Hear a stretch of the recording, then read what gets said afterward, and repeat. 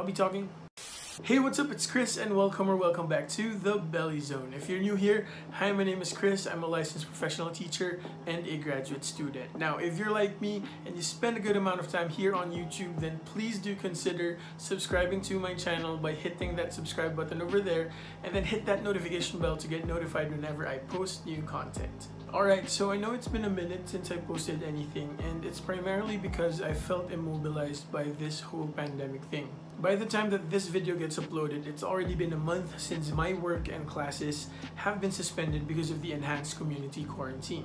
Now, the first week of the quarantine totally sucked because I wasn't able to do anything work-related or even things that are required for my grad school classes. I was just in a rut and I feel like I was really anxious during that time, so that totally affected my productivity. Fortunately, one of my favorite content creators, Sean Lay, uploaded a video, and in that video, he discussed some tips on how we can be productive while staying at home during this quarantine period. After watching Sean's video, it finally dawned on me that the reason I was being unproductive is because I lost my normal routine. Now, people who know me know very well that I thrive if I have a schedule, and that's what was missing. So I decided to pull up my Google Calendar and then I started to schedule everything that I needed to do, just like what I've always done before the quarantine period started. That same week, I signed up for an online nutrition and fitness training of some sort because I felt like I needed a lifestyle change since, let's admit it, I'm not getting any younger. I'll be talking about it more on my upcoming videos, so if you want to join me in that journey, then please do subscribe to my channel.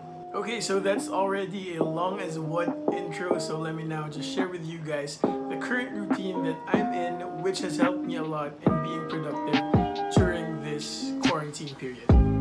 I set my alarm to 4:30 a.m. every single day, and once it goes off, I get out of my bed, fix it, and then proceed to brush my teeth. While brushing my teeth, I give myself a short mental pep talk, saying things like, I'm gonna do good today, and I'm going to learn a lot today. Or anything encouraging which would help me get into a positive headspace. I also take this time to recall my schedule for the day, which I typically set the night before. After brushing my teeth, I change into my workout clothes and I do my designated workout of the day. It usually takes 30 to 45 minutes and it includes the warm-up and stretching, circuit, and high-intensity interval training exercises. After my assigned workout, I rest for around 5 minutes before I do my personal choice of cardio, which is dancing.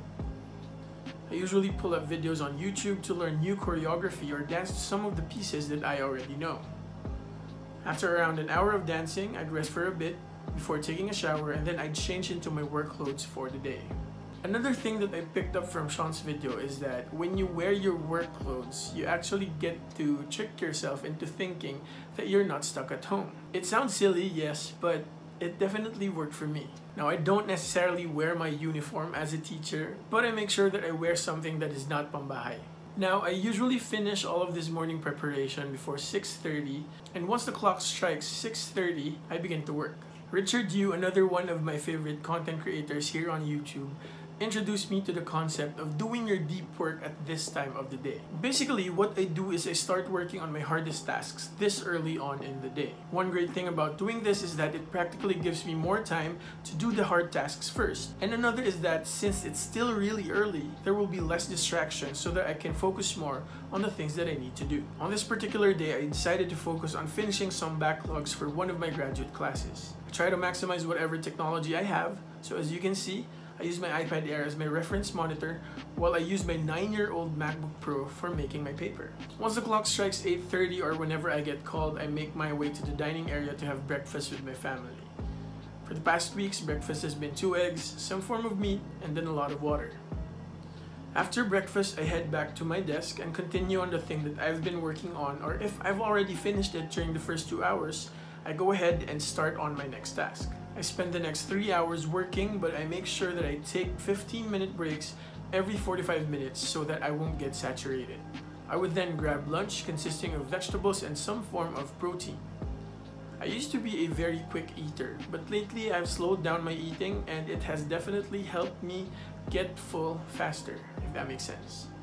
Now, my afternoons are spent either by doing some light work like editing or revising whatever I've done in the morning, or by doing something totally unrelated to my work or to my grad school classes, but makes me develop or learn a new skill. I find myself watching a lot of tutorial videos on YouTube, which comprise of topics such as freehand drawing, music production, video editing, and the likes. On this particular day, I scheduled that I would change the strings on my guitar. Now, I have had this guitar for a very long time, but I've never changed its strings. I mean, the strings have been changed a couple of times, but I've never done it myself. So I wanted to take this opportunity to learn how to, replace the strings on my guitar.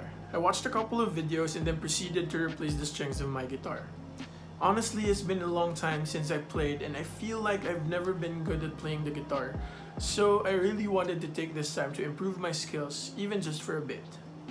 If I don't have anything scheduled or if I'm feeling lazy or a bit bored, then I give myself a chance to watch random videos on YouTube or a movie or a couple of episodes of a series on Netflix. Again, it's okay to take breaks. Because I wake up really early and I start on my tasks right away, I really don't have much to do at night, except if I want to finish or I have to finish a certain output. I refrain from doing work beyond 5 p.m. so that I could gradually ease my mind so it won't be hard for me to get some sleep at night. We have our dinner at around 6 or 6:30, and after that I take a shower and then I prepare to get some rest. Now, the last thing that I do before I relax is to plot my schedule for the next day. After plotting my schedule, I then proceed to relax until I fall asleep. I try to get as much as 7 hours of sleep every night so that I'm fully rested. And that's it for a typical day in the life of a graduate student in quarantine. Now, I know a lot of people have been saying and they've been posting things such as you have to make the most out of this free time that we have, that we must be productive during this entire quarantine period. But let me just tell you that you are not required to do so, especially if you don't feel like it. I know that all of us are in very trying times and all of us are, adjusting to the situation day by day. Just remember that you are not less of a person just because you are less productive than others. We all have our different ways of coping, and I just hope and pray that you get to find yours soon and that you get to find your rhythm soon. So yeah, I guess that's it for this video. If you like this video, please do not forget to give this a thumbs up and then share it to your friends. Comment down below how you've been doing this past few weeks, and feel free to connect with me through my other social media accounts. Thank you guys so much for watching, and I hope to see you on the next video here in the BeliZone. Bye!